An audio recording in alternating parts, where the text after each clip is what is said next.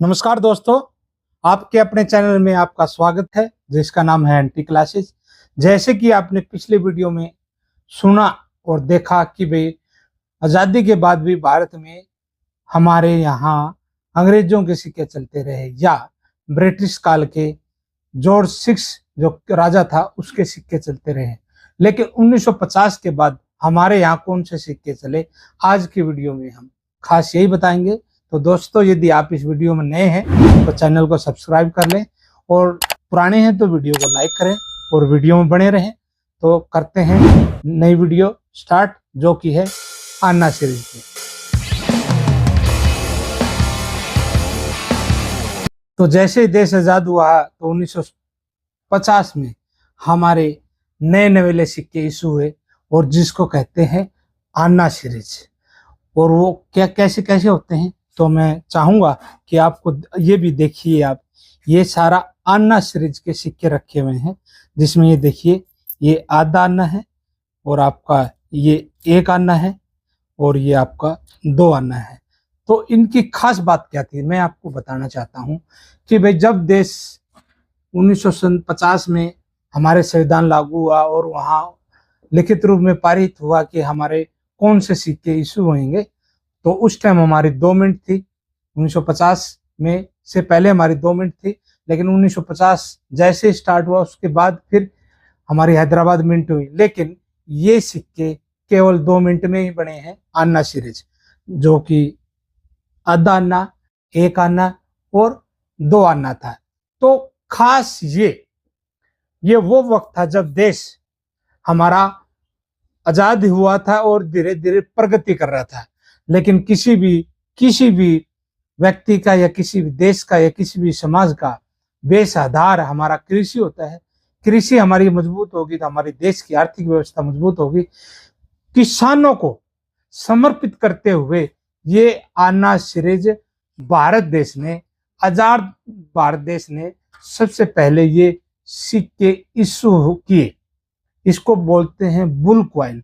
Bull coin क्यों बोलते हैं, इसके एक साइड में मैं चाहूंगा ये देखिए, एक साइड में हमारा बुल है ना, और दूसरी साइड में आपके ये देख पाएंगे कि अशोक स्तंभ है।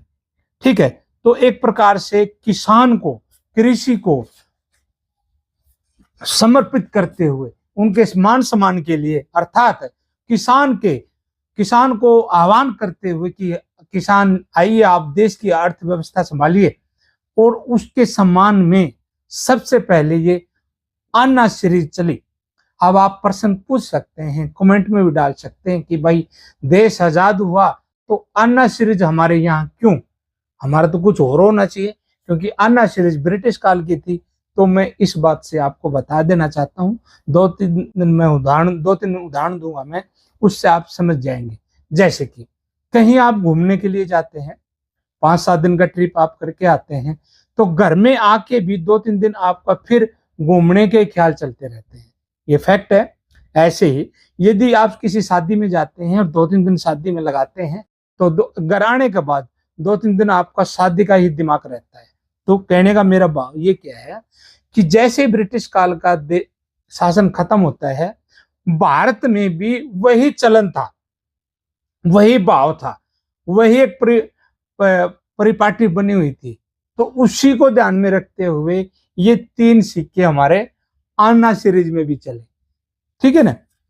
तो ये एक प्रकार से हमारे भारत के पहले सिक्के हैं जो कि किसान को समर्पित करते हुए ये बनाए गए थे। तो कहने का भाव क्या है भाई, ये हमारे पहले सिक्के हैं जो कि बहुत ही अब महंगे भी है, और ये धातु के बने हुए हैं, निकल धातु के, और ये चौरस है, अलग अलग छोटा आधा अन्ना चौरस है, और आपका ये गोलाई में है, और 2 अन्ना भी आपका चौरस है।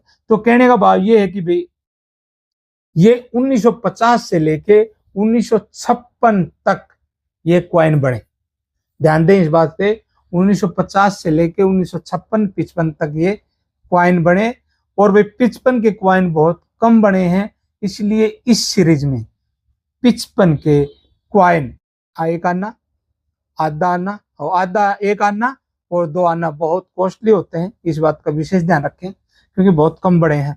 तो कहने का भाव ये है कि भारत के पहले सिक्के हमारा बुल कॉइन अन्ना सीरीज है, जो कि आपने फोटो में देखी। तो कहने का भाव ये रहा कि भाई जब भी आपके जहन में ये प्रश्न आए कि भाई भारत के पहले सिक्के कौन से थे, तो भारत के पहले सिक्के ये अन्ना सीरीज है, जो कि 3 कॉइन चले, आधा आना, 1 आना और 2 आना। तो इसी कड़ी में, ये सिक्कों की कड़ी में हमने बताया कि भारत की आजादी के बाद सबसे पहले जब संविधान लागू हुआ तो हमारे सबसे पहले ये सिक्के आते हैं।